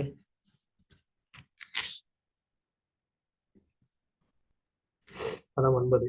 யஸ்ய கிலா அனுச்சரிதம் உபகார்ய கொங்க வெங்க குடகானாம் ராஜார்கணன் நமோ சிக்ஷகலால் அதர்ம உத்கிருஷ்ய மானோ பவிதவ்யேன விமோகித ஸ்வதர்ம பதம் அருதோபயம் அபகாய குபதபாகண்டம் அசமாஞ்சசம் நிஜ மனிஷயா மந்த சம்பிரவர்த்தயிஸ்ய ஏத. சுகதேவ கோஸ்வாமி பரீட்சித்து மன்னரிடம் தொடர்ந்து கூறினார். அன்பார்ந்த மன்னனே, கொங்க வெங்க குடக நாட்டின் மன்னர் அர்ஹத் என்பவர் ரிஷபதேவரின் செயல்களை கேள்விப்பட்டு அவரது கொள்கைகளை பாவனை செய்து புதுவகையான சமயம் தர்மம் ஒன்றினை அறிமுகப்படுத்தினார். பாவ செயல்களுக்குரிய காலமான கலியுகத்தினை பயன்படுத்தி மன்னர் அர்ஹத் குழப்ப நிலையில் இடர் தராத வேத அறநெறிகளை துறந்துவிட்டு யூகத்தின் அடிப்படையில் வேதத்திற்கு புறம்பான ஒரு புதிய சமயத்தினை நிறுவினார். அதுவே ஜெயின் தர்ம நெறிமுறையின் தொடக்கமாகும். இந்த நாத்திக முறையினை பல சமயங்கள் பின்பற்றின. ஹரே கிருஷ்ணா. சோ ரிஷபதேவர் உடலை விட்ட இந்த ஒரு ஸ்டோரி இல்ல அவருடைய அந்த ஒரு இறுதி லீலைகளை கேள்விப்பட்ட ஒரு ராஜா. அவர் பேர் அர்ஹத் அப்படின்னு சொல்றாங்க. அப்படி இல்லை அப்படின்னு சொன்னா அர்ஹத் அப்படின்னா அது ஒரு ஜெயின மதத்தை குறிப்பிடுறது அப்படின்னு சொல்றாங்க. இல்லைன்னா அவர் தான் ஜெயின மதத்துக்கு காரணமா இருந்தாரு அப்படிங்கிறதும் சொல்றாங்க. ஓகே, ஸோ அவர் தான் என்ன பண்றாரு, ரிஷபதேவருடைய அந்த ஆக்டிவிட்டிஸ் எல்லாம் அவர் இமிட்டேட் பண்ணி அவர் அது மாதிரி ஒரு ட்ரெஸ் இல்லாம அவர் தானும் ஒரு அவதூதனா ஆயிட்டேன் அப்படின்னு சொல்லி என்ன பண்றாரு, ஒரு தவறான ஒரு சமயத்தை அவர் பரப்புறாரு. அதை எப்ப பரப்பியிருக்காரு அப்படின்னு சொன்னா பாவம் நிறைந்த கலியுகத்துல, பாவ செயலுக்குரிய காலமான கலியுகம். எவ்வளவு பெரிய நல்ல காலத்துல நம்ம இருக்கிறோம் பாருங்க. பாவத்துக்குரிய ஒரு கலியுகம் அது வந்துருச்சு அப்படின்னு சொன்ன உடனே அந்த ராஜா அந்த டைமை கரெக்டா யூட்டிலைஸ் பண்ணிக்கிட்டார். யூட்டிலைஸ் பண்ணிட்டு இந்த மாதிரியான பாகண்டம் அப்படின்னு சொன்னா பொய்யான ஒரு மதம். அந்த பாகண்டம்னா பொய்யான மதத்தை பிரச்சாரம் பண்றது, இல்லைன்னா நாத்திகத்தன்மை, தவறான பாதை, இதெல்லாமே சொல்லலாம். அதை அந்த ராஜா பிரச்சாரம் பண்ண ஆரம்பிச்சாரு அப்படின்னு இங்க சுகதேவ கோஸ்வாமி சொல்றாரு. அப்படின்னா இப்போ ரிஷபதேவர் வாழ்ந்த காலம் எது, எந்த யுகம்?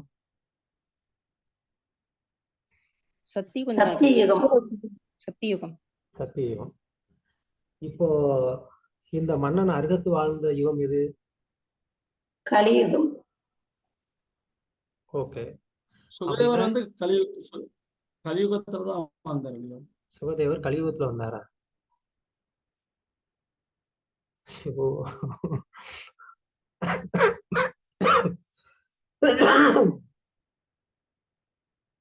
அப்கோர்ஸ், அதாவது துவாபர யுகத்தினுடைய கடைசியில ஏன்னா கிருஷ்ணர் வந்து இந்த உலகத்தை விட்டு போறதுக்கு முன்னாடி சுகதேவ கோஸ்வாமி வந்து வந்துட்டாரு. ஏன்னா கிருஷ்ணர் வந்து கேரண்டி கொடுத்ததுக்கு அப்புறம் தானே சுகதேவ கோஸ்வாமி வந்து பிறக்கிறாரு. அதுக்கப்புறமா கலியுகம் ஆரம்பிச்சதுக்கு அப்புறமா கொஞ்ச நாள் இருக்கிறாரு. ஓகே, குட், பரவாயில்ல. ஸோ இப்போ இந்த அர்கத்துங்கிறவர் வந்து கலியுகத்துல வாழ்ந்திருக்கிறாருன்னா, இவர் வந்து சத்தியுகத்துல வந்து நடந்த இந்த கதையை கேள்விப்பட்டதுனால இப்படி வந்து இந்த தர்மத்தை வந்து அவர் கடைப்பிடிச்சாரா? இல்ல அப்படின்னா ரிஷபதேவர் வந்து அத்தனை யுகங்கள் வந்து வாழ்ந்திருந்து அந்த நேரத்துல அவர் வந்து உடலை விட்டாரு, அதனால அவருக்கு இந்த ஸ்டோரி தெரிஞ்சு இதை வந்து கடைபிடிச்சாரா? எது கரெக்ட்?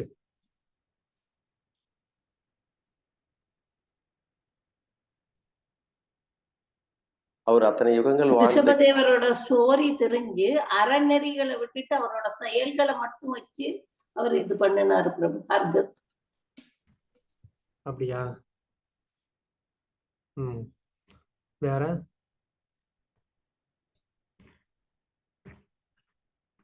கவலைப்படாங்க, இந்த கேள்வி எல்லாம் பரீட்சையில வராது. ரிஷபதேவரின் காலத்தில் என்றுதானே போட்டிருக்க பொருளுரையில சொல்லி இருக்கிறார் பிரபு. ரிஷபதேவரின் காலத்தில் அந்த மன்னர் என்று சொல்லி, அப்ப அவர் ரிஷபதேவர் கலியுகம் வரைக்கும் இருந்திருக்கிறார் போல இருக்கு பிரபு. Very good. அவருடைய செயல்பாட்டுகளை கேள்விப்பட்டுட்டு இவர் இந்த இதை இன்ட்ரோடியூஸ் பண்ணாருன்னு வருது. ஹெட் ஆஃப் தி வருது, head of the activities of ரிஷபதேவா.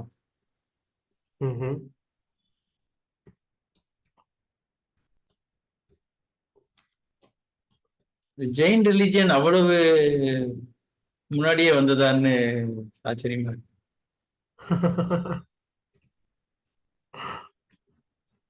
இல்ல, முன்னாடி வந்து ஜெயின் மதம் தான் இருந்தது. அத்வைதத்துக்கு முன்னாடி இந்தியா முழுவதும் ப்ராமினென்டா இருந்தது வந்து ஜெயின் மதம் தான். ஆழ்வார்கள் இதுல கூட இருக்கு ஜெயின மதத்தை பத்தி. அவங்களும் 5000 வருஷத்துக்கு முன்னாடி வந்தவங்க, அப்பயே ஜெயின மதம் இருக்கு. அதனால வந்து கற்றும் சமணம் கற்றோம்னு ஆழ்வார்கள் பாடுறாங்க. சோ அதனால ரிஷபதேவரின் காலத்தில் பிரபுபாதருடைய இந்த வார்த்தையை வந்து நம்ம பார்க்கும்போது மேபி ரிஷபதேவர் வந்து அந்த மாதிரியான ஒரு நிலையில கலியுகம் வரைக்கும் இருந்தாரான்றது இருந்திருக்கலாம். பிரபுபாதர் இங்க இந்த பர்போட்டை பார்க்கும்போது அப்படி தெரியுது. ஓகே, இனியா ஏதாவது தெரிந்தால் கொஞ்சம் வந்து சொல்லுங்க, எது வந்து கரெக்டா இருக்கலாம் அப்படின்னு. ஓகே, பதம் 10. ஏனக வாவ கலௌ மனுஜா வசத தேவமாயா மோகிதா ஸ்வ விதிநியோகசௌ சச்சாரித்ர விஹீன தேவஹேளனானி அபௌரதானி நிஜ நிஜேச்சயா கிரஹ்ணான அஸ்னானா சமனாசௌ ச கேசோலுஜானாதீனி கலினா தர்ம பகுலே நோ பகத தியோ பிரம்ம பிராமண யஜ்ஞ புருஷ லோக விதூஷக பிராயேன பவிஷ்யந்தி. மொழிபெயர்ப்பு. ஹரே கிருஷ்ணா. மனிதர்களில் இழிவானவர்களும் பரமபுருஷ பகவானின் மாயா சக்தியினால் குழப்பமடைந்து இருக்கும் சிலர் உண்மையான வர்ணாசிரம தர்மத்தினையும் அதன் ஒழுங்குமுறை விதிகளையும் கைவிட்டு விடுவர். அவர்கள் ஒரு நாளைக்கு 3 முறை நீராடுவதும் இறைவனை வழிபடுவதும் இல்லை. தூய்மையினை கைவிட்டு முழுமுதற் கடவுளை புறக்கணிப்பார். புத்திக்கு ஒவ்வாத கொள்கைகளை ஏற்றுக்கொள்வர். அவர்கள் தினசரி நீராடுவதோடு வாயை கழுவுவதோ இல்லை, அசுத்தமாகவே இருப்பர். தங்கள் தலைமுடிகளை கைகளினால் பிடுங்குவர். கற்பனையான சமயத்தினை பின்பற்றி அவர்கள் பலம் பெறுவர். இக்கலியுகத்தில் மக்கள் அதர்ம நெறிகளையே அதிகம் நாடுவர். இதனை தொடர்ந்து மக்கள் இயற்கையாகவே வேதங்களின் அதிகாரத்தினையும் அவற்றை பின்பற்றுபவர்களையும் அந்தணர்களையும் முழுமுதற் கடவுளையும் அவர் தம் பக்தர்களையும் இழிவு செய்வர். ஹரே கிருஷ்ணா பிரபு. நன்றி. தேங்க்யூ. ஸோ இதெல்லாம் நம்ம யுகத்தோடைய குளோரிஃபிகேஷன். இப்போ இனிமே வந்து சுகதேவ கோஸ்வாமி இன்னும் கொஞ்சம் ஸ்லோகங்கள் வந்து கலியுகத்துடைய குளோரிஃபிகேஷனை வந்து சொல்றாரு. அதாவது அந்த மன்னர் அர்ஹத் அப்படிங்கிறவர் வந்து இந்த ஒரு தவறான சமயத்தை வந்து பரப்புனார் இல்லையா? அப்போ அந்த தவறான சமயத்தை பரப்புறாரு அப்படின்னு சொன்னா என்ன அர்த்தம்? அவருக்கு அந்த சமயம், அதாவது அந்த யுகமானது ரொம்ப ஏற்றதா இருந்திருக்குன்னு அர்த்தம். அப்ப ஏற்றதா இருக்கிறதுனாலதான் என்ன பண்ண முடியுது, ஈஸியா தப்பான ஒரு மதத்தை வந்து பிரச்சாரம் பண்ண முடியுது. அப்படி அதுக்கு சாதகமா என்ன இருக்கு அந்த யுகத்துல அப்படின்னு கேட்டா, அப்படிலாம் வந்து அதாவது இந்த கலியுகத்துல எல்லாருமே ரொம்ப நேச்சுரலாவே இப்படித்தாங்க இருப்பாங்க. நீங்க வந்து ரொம்ப ரிஸ்க் எடுத்து ஏமாத்தணுங்கிற அவசியமே கிடையாது. நீங்க வந்து ரொம்ப சிம்பிளா வந்து சொன்னாலே வந்துட்டு என்ன சொன்னாலும் ஏத்துப்பாங்க. அது மாதிரி பல நல்ல குணங்கள் வந்து இந்த கலியுகத்துல இருக்கிறவங்ககிட்ட இருக்குன்னு சொல்லி இங்க வந்து சுகதேவ கோஸ்வாமி வந்து சொல்றாரு. மாயாசக்தியினால் குழப்பமடைந்து இருக்கும் சிலர் வர்ணாசிரம தர்மத்தை ஏத்துக்க மாட்டாங்க. ஒழுங்கா வந்து 3 தடவை வந்து குளிக்க மாட்டாங்க. கண்டிப்பா வந்து நான் கிடையாது. அது மாதிரி வந்து சாப்பிட்டோம்னா நம்ம வந்துட்டு வாயை கழுவணும், அது பண்றோமான்னு தெரியாது. தலைமுடியை கைகளால் பிடுங்குவர். எவ்வளவு வந்து டீட்டெயிலா வந்து சொல்றாருன்னு பாருங்க கலியுகத்துடைய குளோரிபிகேஷன். ஸோ ஜென்ரலாவே அதர்மத்தை தர்மமா நினைக்கக்கூடியவங்க, அதுதான் ரொம்ப பியூட்டிஃபுல். ஏன்னா இந்த நாத்திக கொள்கையை வந்து ரொம்ப இதுதான் வந்து தர்மம் அப்படின்னு சொல்லிட்டு எத்தனை பேர் நீங்க வந்து பேசிட்டு இருக்காங்க. அதெல்லாம் வந்து பாகவதத்துல ஏற்கனவே வந்து சொல்லியிருக்காங்க. ஸோ அதனால இந்த நாத்திக கொள்கையை கடைபிடிக்கிறோம். இது இந்த கலியுகத்துல வந்து இப்படித்தான் இருக்கும். ஏன்னா கலியுகத்துல இருக்கக்கூடிய மக்களுடைய சிந்தனை, அறிவு, மனசு இது எல்லாமே வந்து ரொம்ப ஒரு கீழ்நிலையில இருக்கிறதுனால என்ன பண்ணுவாங்க, ரொம்ப ஈஸியா வந்து பொறாமப்படுவாங்க, ரொம்ப ஈஸியா கோவப்படுவாங்க, ரொம்ப ஈஸியா ஆசைப்படுவாங்க, ரொம்ப ஈஸியா ஏமாந்துருவாங்க. இது எல்லாமே வந்து இந்த கலியுகத்துடைய ஒரு சிறப்பு குணம். ஓகே, பதம் 11. தேசகி அர்வகாத்தனயா நிஜலோக யாத்ராயாந்த பரம்பரையா வஸ்தாஸ் தமசி அந்தே ஸ்வயம் ஏவ பிரபதிஷ்யந்தி.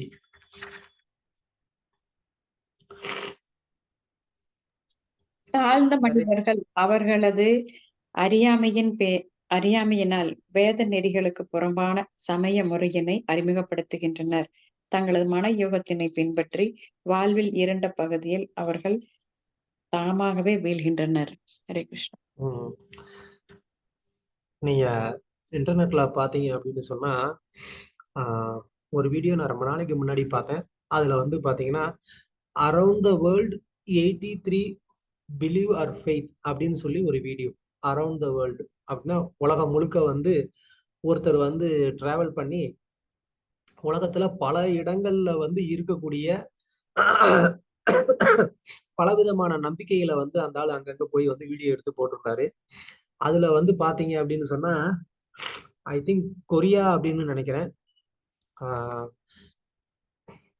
மேபி அந்த மாதிரி இருக்கக்கூடிய ஒரு கண்ட்ரி கொரியா, இல்லைன்னா அந்த சைனீஸ், ஜப்பானீஸ் இவங்கெல்லாம் பார்க்கறதுக்கு ஒரே மாதிரி இருப்பாங்க. ஸோ அந்த மாதிரி ஒரு கண்ட்ரி.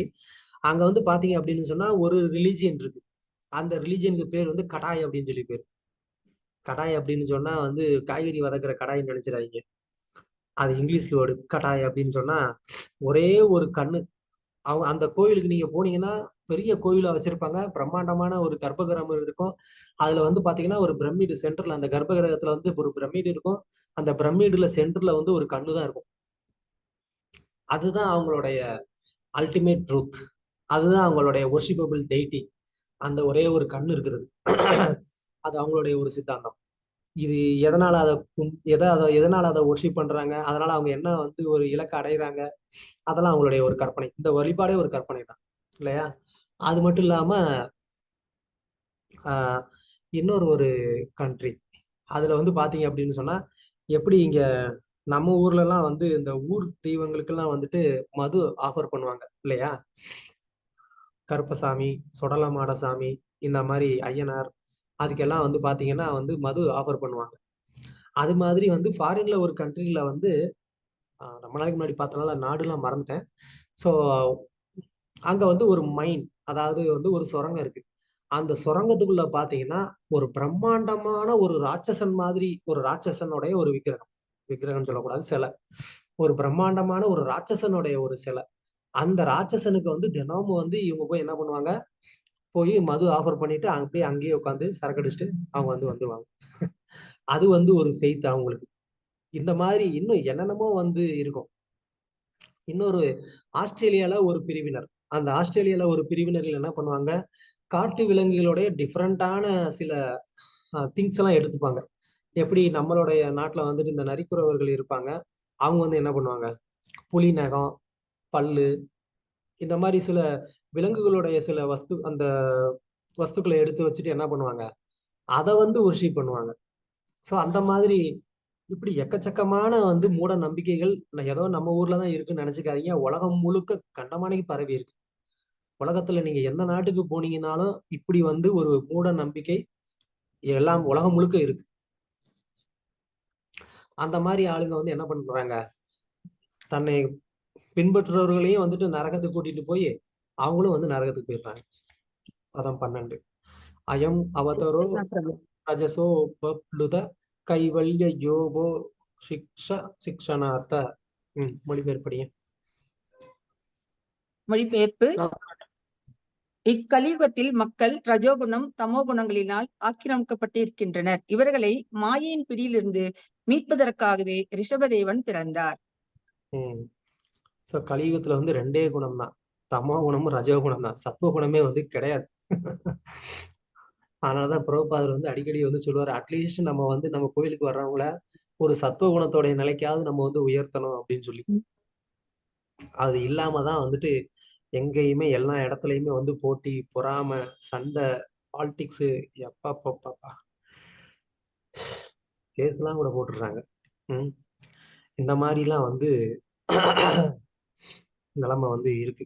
ஸோ காரணம் என்னன்னா, மக்கள் வந்து தங்களை வந்து அந்த ரஜோகுண தமோ குணத்துல இருந்து என்ன பண்ணிக்கிறது இல்ல, அவங்க தங்களை வந்து உயர்த்திக்கணுங்கிற அந்த ஒரு விருப்பமே அவங்களுக்கு வந்து கிடையாது. அவங்களுடைய எண்ணப்படி நாங்க வந்து ரொம்ப கரெக்ட் அப்படிங்கிறது அவங்களுடைய எண்ணம். ஓகே, அவங்களை காப்பாத்துறதுக்காக தான் ரிஷபதேவர் வந்து பிறந்தார் அப்படிங்கிற அவருடைய பிறப்பிற்கான ஒரு காரணத்தை இங்க வந்து சொல்றாரு. பொருளுரை. கலியுகத்தின் அறிகுறிகள் ஸ்ரீமத் பாகவதம் 12ஆம் காண்டம் 7ஆம் அத்தியாயத்தின் பிரிவில் கூறப்பட்டிருக்கிறது. லாவண்யம் தேச தாரணம், வீழ்ந்த ஆத்மாக்கள் எவ்வாறு நடந்து கொள்வார்கள் என்று அதில் குறிப்பிடப்பட்டிருக்கிறது. அவர்கள் தங்கள் தலைமுடியினை நீளமாக வளர்த்து கொண்டு தங்களை மிகவும் அழகானவர்களாக கருதுவர், அல்லது ஜைனர்களை போன்று தலைமுடியினை பிடுங்கி எறிவர். உண்மையில சொல்ல போனா ஜைனர்கள் வந்து என்ன பண்ண மாட்டாங்க, மொட்டை போட மாட்டாங்க. அவங்க வந்து கையால உண்மையிலேயே வந்து பிடுங்கிப்பாங்க. எதுக்கு அப்படின்னு சொன்னா, மொட்டை போடுறவங்க இருக்கலாம், பட் உண்மை வந்து என்னன்னா அந்த மாதிரி முடியை பிடுங்கவும் செய்வாங்க. அது எதுக்கு அப்படின்னு சொன்னா, அந்த மாதிரி ஒரு அதுக்கப்புறம் இனிமே திரும்ப வளராம இருக்கிறதுக்குன்னு ஒண்ணு. இன்னொன்னு, அந்த ஒரு சூன்யத்தை வந்து ஒரு உணர்றதுக்கு அந்த அந்த அந்த ஒரு பெயினை வந்து ஃபீல் பண்ணாம இருக்கிற மாதிரி ஒரு பிராக்டிஸ்.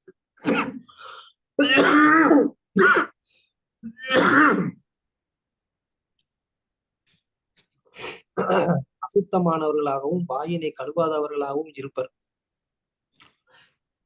ஜெயினர்கள் பகவான் ரிஷபதேவரின் உண்மையான அடியவர்களில் அவரது உபதேசங்களை கடைபிடிக்க வேண்டும். ஓகே, பதம் 13. தஸ்யானுகுணான் ஸ்லோகான் காயந்தி அஹோபுவ சப்த சமுத்திரவத்யா த்விபேஷு வர்ஷேஷு அதிபுண்யம் ஏதத் காயந்தி யத்ரத்ய ஜனா முராரே கர்மாணி பத்ராணி அவதாரவந்தி. மொழிபெயர்ப்பு. கற்றறிந்த அறிஞர்கள் பகவான் ரிஷபதேவரின் உன்னத குணங்களை இவ்வாறு பாடுகின்றனர். ஓ 7 கடல்களையும் பல்வேறு தீவுகளையும் நிலப்பகுதிகளையும் உடைய பூவுலகில் பாரத நாடே மிகவும் புனிதமானதாக கருதப்படுகிறது. முழுமுதற் கடவுளின் அவதாரங்களான பகவான் ரிஷபதேவர் போன்றவர்களின் செயல்களை போற்றி புகழ்வதை பாரத மக்கள் வழக்கமாக கொண்டிருக்கின்றனர். இச்செயல்கள் அனைத்தும் மனித சமுதாயத்தின் நலனுக்கு மிகவும் மங்களம் வாய்ந்தவையாகும். ஹரே கிருஷ்ணா பிரபு. யா நீங்க வந்து இந்த பாரத பூமியில இன்னைக்கும் கூட எந்த ஒரு இந்தியாவினுடைய ஒரு மூலைக்கு நீங்க போனீங்கன்னா கூட ஒரு சாதுவுக்கான ஒரு மரியாதை அப்படிங்கிறது வந்து எந்த ஒரு மூலையிலையும் இது வந்து இருக்கிறத இன்னைக்கும் நம்ம வந்து பார்க்கலாம். பல மாநிலங்களுக்கு நானும் வந்து பிரயாணம் பண்ணி பார்த்துருக்கிறேன். எஸ்பெஷலி ஒரு தடவை கல்கட்டா, அதாவது மாயாப்பூர் பக்கத்துல அம்பிகா கல்னாக்கு வந்து போயிருந்தபோது அங்க ஒரு டெய்டி, யார் அவரு, அந்த பிரம்மச்சாரி, அவர் ஒர்ஷிப் பண்ண அந்த டெய்டி அங்க இருக்கும். அந்த டெய்டி தர்ஷனுக்காக அங்க போயிருந்தோம். ஸோ ஆஃபரிங் டைமா இருந்தது நாங்க போகும்போது. அதனால ஒரு 20 மினிட்ஸ் ஆஃபரிங் ஆகும்னு சொன்னதுனால நாங்க அப்படியே அங்க, அது நல்ல பயங்கரமா உண்மையிலே ஒரு கிராமம். ஸோ அப்படியே வந்துட்டு அங்க கோயில் பக்கத்துல இருக்கக்கூடிய அந்த தெரு வீதியில அப்படியே நடந்து போனோம். சும்மா பார்க்கலாம் கிராமத்தை அப்படின்னு சொல்லி நடந்து போனா, நாங்க வந்து காவி உடை அணிந்திருக்கிறோம். 2 பக்தர்கள் போயிருந்தோம். இப்போ உடனே வந்து வீட்டுக்குள்ள இருந்து மக்கள்லாம் வெளியில வந்தாங்க. அப்படியே வந்து ஆரத்தி எடுத்தாங்க, பூ கால்ல போட்டாங்க, அவங்க கால்ல விழுந்து கும்பிட்டாங்க. நாங்க பயந்து ஓடி வந்துட்டோம் திரும்ப. என்ன கடைசியில நம்மள வந்து கடவுள் ஆக்கிடுவாங்களோ அப்படின்னு சொல்லிட்டு நாங்க 2 பேரும் திரும்ப ஓடி வந்துட்டோம். அந்த மாதிரி வந்து இன்னைக்கும் வந்து நம்மளுடைய இந்தியாவினுடைய பல மாநிலங்கள்ல இருக்கக்கூடிய அந்த கிராமங்களுக்கு நம்ம போனோம்னா என்ன சொல்றது, சாதுக்களுக்கான ஒரு மரியாதை அப்படிங்கிறது வந்து இருக்கிறத நம்ம வந்து பார்க்கலாம். எங்க போனீங்கன்னாலும் சரி, கன்னியாகுமரியில இருந்து இமயமலையோடைய உச்சி வரைக்கும் நீங்க எங்க போனீங்கன்னாலும் இன்னும் ரொம்ப பியூட்டிஃபுல்லா சொல்லணும்னு சொன்னா, அந்த பத்ரிகாசிரமம் அந்த மாதிரிலாம் நீங்க வந்துட்டு ரொம்ப ஈவன் ஒரு மலைப்பிரதேசத்துல போனீங்கன்னா தங்குறதுக்கு எதுவுமே இருக்காது. அங்கெல்லாம் வந்துட்டு லாட்ஜ் அந்த மாதிரி இருக்காது. இந்த மாதிரி சாதுக்களா போறவங்களுக்கு தங்குறதுக்கு வந்து ஒரு இடம் கொடுக்கணுன்றதுக்கே வந்துட்டு ஆசிரமம் அங்க வந்து வச்சிருப்பாங்க. யாரு வந்து பாக்குறதுக்கு சாதுவா தெரியுறாங்களோ அவங்களுக்கு வந்து என்ன பண்ணுவாங்க, நீங்க வந்து இங்க ஸ்டே பண்ணிட்டு போங்கன்னு ஃப்ரீயா வந்து அந்த ஆசிரமத்துல தங்குறதுக்கு வந்து அலோவ் பண்ணுவாங்க. ஸோ அந்த மாதிரி ரொம்ப பாரத பூமி வந்து அந்த மாதிரியான ஒரு கலாச்சாரத்துல இன்னும் இருக்கு. எங்க போனாலும் பகவானுக்கு மீதான அந்த பக்தியும் பக்தர்களை வந்துட்டு மதிக்கக்கூடிய அந்த ஒரு சுபாவமும் இன்னும் நம்ம இருக்கிறத வந்து பார்க்கிறோம் பாரதத்துல. அதனால உண்மையிலேயே இந்த பாரத பூமி வந்து ரொம்ப ரொம்ப பாரத பூமி புகழுக்குரிய ஒரு பூமி. பிரபுபாதா தான் வந்து சைத்தன்ய சரிதாமிர்தத்துல இருந்து கூட வந்து பாரத பூமியில பிறந்தவங்க ரொம்ப புண்ணியம் வாய்ந்தவர்கள்ங்கிறத வந்து இந்த ஸ்லோகத்தை வந்து மேற்கோள் காமிக்கிறாரு. மத்வாச்சாரியருடைய ஒரு மேற்கோளையும் காமிக்கிறாரு. பாரத பூமி அது எந்த அளவுக்கு வந்துட்டு ஒரு புண்ணியம் வாய்ந்தது அப்படிங்கிறத. ஓகே, பதம் 14. அகோனு வம்சோ யசாவதாத பிரயவரத யத்ர புமான் புராண கிருதாவதார புருஷ ச ஆத்யஸ் சசார தர்ம யத் அகர்ம ஹேதும். கலியமூர்த்தி பிரபு. மொழிபெயர்ப்பு. ஓ தூய்மையும் பெருமையும் மிக்க பிரியவிரதனின் ஆட்சியை பற்றி என்னவென்று சொல்வேன். அந்த ஆட்சியில் ஆதி முழுமுதற் கடவுளான பரமபுருஷர் அவதரித்து பிறந்தார். உலகியல் செயல்களில் இருந்து ஒருவரை விடுவிக்கக்கூடிய சமய அறிநெறிகளை அவர் நிறைவேற்றினார்.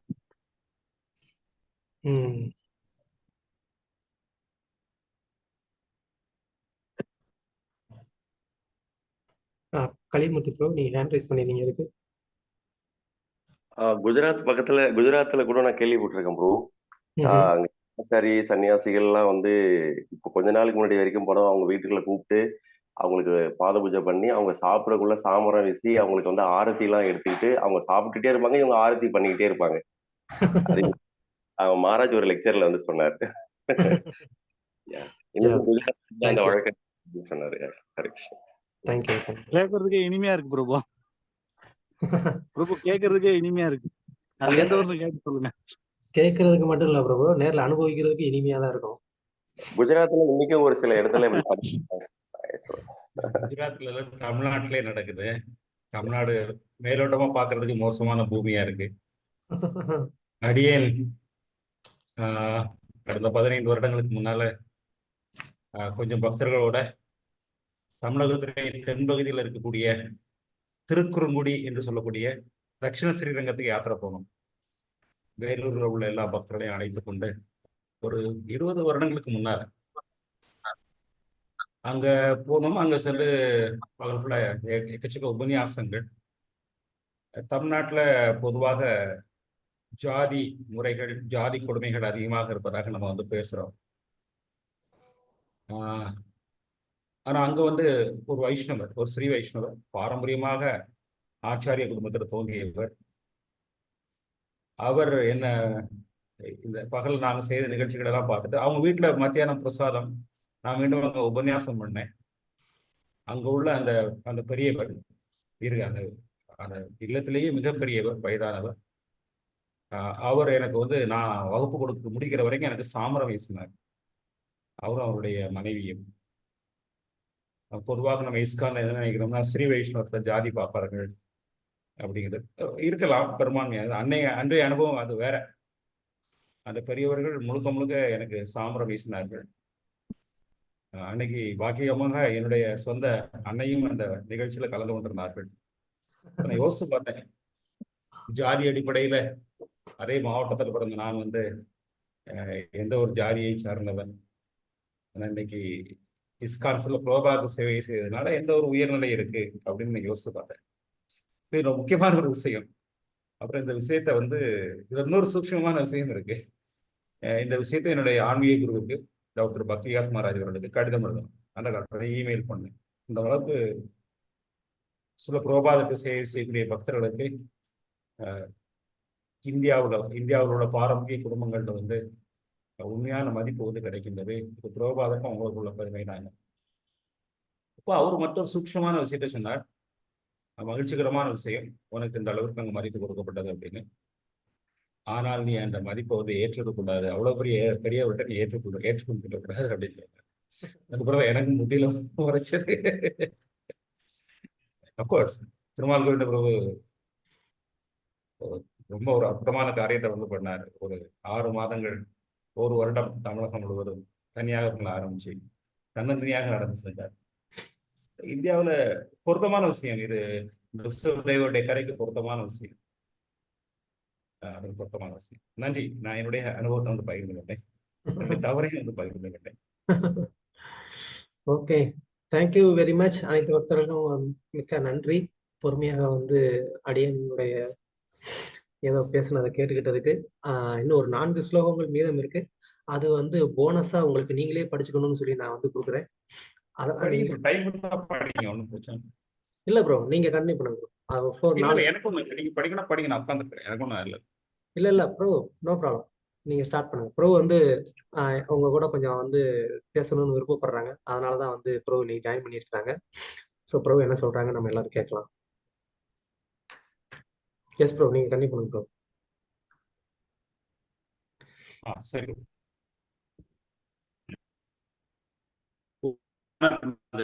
ஞானஞ்சன சலாகயா